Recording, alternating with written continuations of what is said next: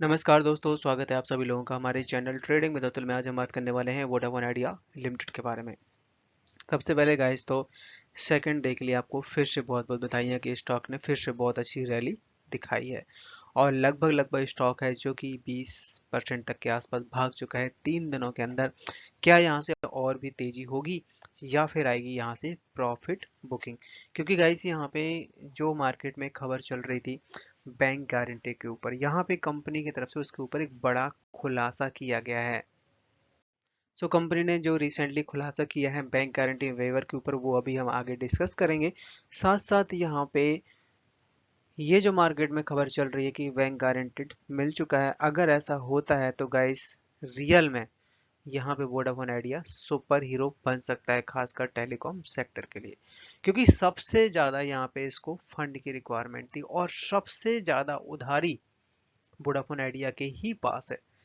तो सबसे ज्यादा बेनिफिट इसी को होगा। रिलायंस जियो, भारती एयरटेल को तो ज्यादा मतलब ना के बराबर ही आप कह सकते हैं कि बेनिफिट होगा। और जिस तरीके से यहाँ पे गवर्नमेंट ऑफ इंडिया की तरफ से गाइडलाइन बनाई गई हैं, 5G भी बहुत अच्छे तरीके से और बहुत जल्दी लॉन्च कर सकता है। क्योंकि रिसेंटली उसने बहुत सारी पार्टनरशिप कर रखी हैं नोकिया के साथ में, सोनी इरेक्सन के साथ में, जो कि वोडाफोन आइडिया को सपोर्ट कर रही हैं उसका 5G लॉन्च करवाने में, इंफ्रास्ट्रक्चर तैयार करने में। क्योंकि इसने जो पैसा अभी उठाया था मार्केट से एफपीओ के जरिए, उसके बाद इसने बहुत सारी डील भी करी हुई हैं।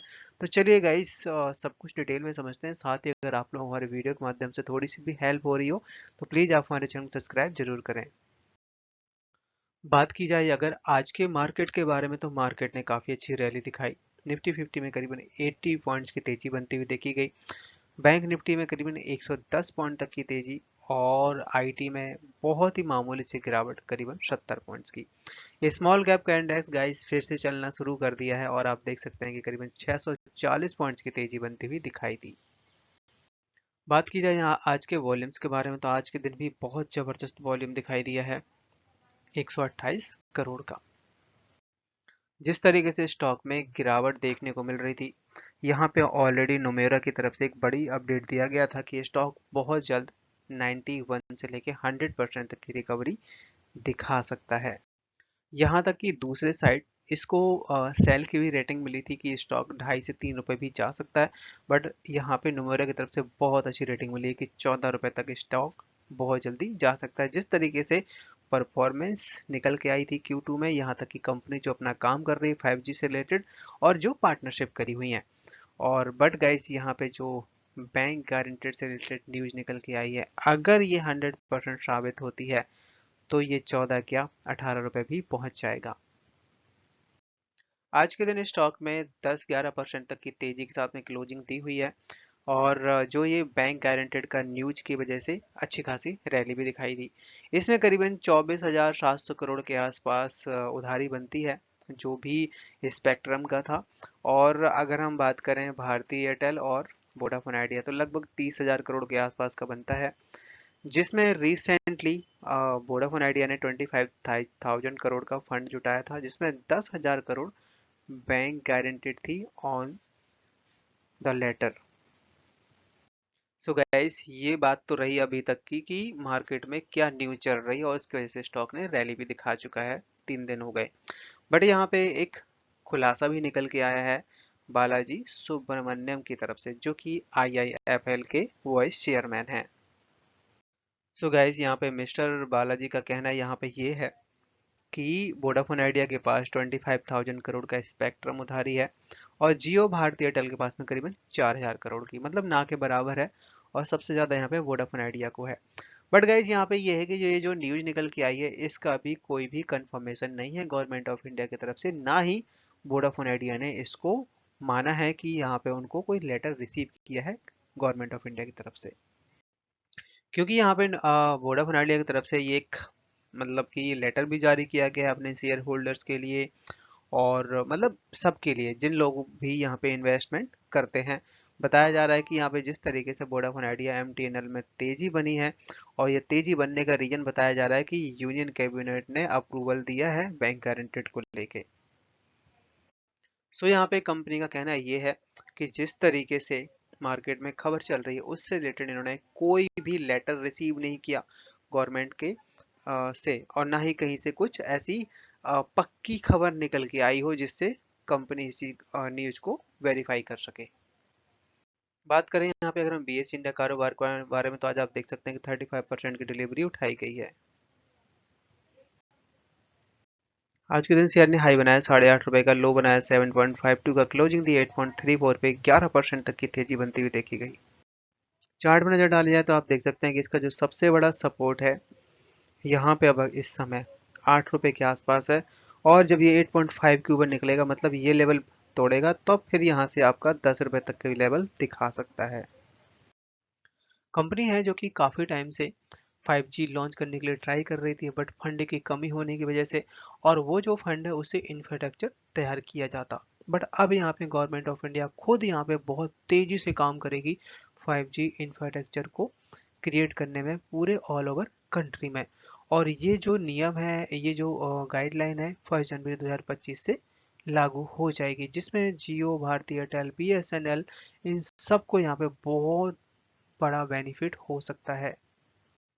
ये जो न्यूज है, इस न्यूज के तहत स्टेट बाय स्टेट हर तरह के सबके अलग अलग रूल होंगे, और बहुत जल्द यहाँ पे अब जो इंफ्रास्ट्रक्चर, अगर हम बात करें, जो टावर होंगे या उनके लिए जगह चाहिए होगी, वो अब यहाँ पे गवर्नमेंट काफ़ी हद तक आसान बना देगी और सपोर्ट भी करेगी, जिससे जल्द से जल्द यहाँ पे हाई स्पीड इंटरनेट प्रोवाइड किया जा सके।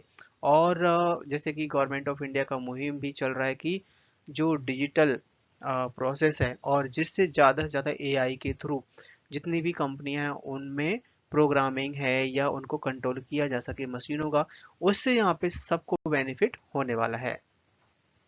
वोडाफोन आइडिया के ऊपर करीबन 87 म्यूचुअल फंड ने स्टेक होल्ड कर रखा है, मतलब जम के यहाँ पे पैसा लगाया हुआ है, और स्टॉक है जो कि यहाँ पे 65% तक टूट चुका है, जहां से म्यूचुअल फंड की खरीदारी हुई है। वोडाफोन आइडिया जो कि 19 से 20 रुपए के बीच का हाई बनाया है, वहां से 65% टूटा है। रिसेंटली यहाँ पे सुप्रीम कोर्ट ऑफ इंडिया की तरफ से यहाँ पे एक मैसेज भी आया है कि जो भी क्रेडिट क्लेम ड्यूटीज का होगा वो यहाँ पे टेलीकॉम कंपनियों को देना होगा। उसकी वजह से यहाँ पे स्टॉक में और भी गिरावट देखने को मिली। केवल यही स्टॉक नहीं, और भी स्टॉक टूटे हैं जो कि टेलीकॉम सेक्टर में डील करते हैं। ये जो केस का डिसीजन आया है 2014 से बॉम्बे हाई कोर्ट के अंडर में था, और अब यहाँ पे जितनी भी टेलीकॉम कंपनियां हैं उनको टैक्स ज़्यादा पे करना पड़ेगा। 87 म्यूचुअल फंड की एक बहुत बड़ी लिस्ट है, हम सबके नाम तो नहीं बताएंगे, बट जो मेन मेन जो म्यूचुअल फंड है उनके नाम बताएंगे। आप देख सकते हैं कि ETF में बहुत लोग पैसा इन्वेस्ट करते हैं। इसके अलावा आप देख सकते हैं कि एवरी ट्रैक फंड है जिसमें करीबन 100 करोड़ का यहाँ पे इन्वेस्टमेंट किया है। कोटेक इक्विटी फंड है जो कि यहाँ पे 282 करोड़, ICICI प्रूडेंशियल है जो कि यहाँ पे 226 करोड़ का यहाँ पे इन्वेस्टमेंट हुई है। ये यहाँ पे नामी ग्रामी यहाँ पे म्यूचुअल फंड की लिस्ट है, आप देख सकते हैं। कोटेक हो गया, ICICI, Aditya Birla, SBI, Nippon, Tata और DSP। आप देख सकते हैं कि बहुत ज़्यादा यहाँ पे स्टॉक खरीदे गए हैं, और ये करोड़ों के हिसाब से यहाँ पे पैसा लगाया गया है पब्लिक का। सो गाइज, आपने देखा कि कितने बड़े बड़े म्यूचुअल फंड की तरफ से यहाँ पैसा लगाया गया। यहाँ पे LIC का भी नाम शामिल है, HDFC Nifty mid cap 150 fund. आप सोच सकते हैं कि कितने बड़े बड़े जो इंडेक्स हैं जहाँ पे वोडाफोन आइडिया ऐड है, वहाँ पे हर जगह पैसा लगाया जा रहा है। तो मेरा मानना ये है कि अगर स्टॉक इतना नीचे आया है तो बिल्कुल भी घबराने वाली बात नहीं है। ये बताने का यही एक रीजन था कि बिल्कुल भी ना घबराएं और लॉन्ग टर्म का सोच के चलें। लॉन्ग टर्म का सोच के चलेंगे, आपका साल 2 साल में काफ़ी अच्छा रिटर्न मिलेगा, और बाइंग भी आप धीरे धीरे करके ही करें। नोकिया की तरफ से बड़ी खुशखबरी आती हुई देखी जा रही है। करीबन 3300 न्यू 4G साइट्स हैं जो कि मार्च के महीने तक यहाँ पे स्टार्ट हो जाएंगी। और यहाँ पे जैसे कि हम लोग जानते भी हैं कि नोकिया ऑलरेडी काफ़ी हद तक पार्टनरशिप कर चुका है वोडाफोन आइडिया को सपोर्ट करने के लिए। रिसेंटली पिछले महीने करीबन 14,000 करोड़ की डील हुई थी नोकिया के साथ में, जो कि यहाँ पे नेटवर्क इक्विपमेंट बाय किए थे, वो भी 3 साल के लिए। अब वो उसी का नतीजा है कि मार्च तक यहाँ पे करीबन 3,300 न्यू साइट्स हैं जो कि लॉन्च हो जाएंगी, वो भी 4G। इस समय यहाँ पे होल्डिंग के जो डेटा हैं वो अपडेट हो चुके हैं। तो यहाँ पे एफआईआई का देख सकते हैं, एफआईआई का जो कि 13% तक के आसपास होल्ड किए हुए, और सितंबर के क्वार्टर में इन्होंने मामूली सा इंक्रीज किया है। डीआईएस के पास एक साल पहले 35% तक का स्टेक था, जो कि इस समय 28% हो गया है।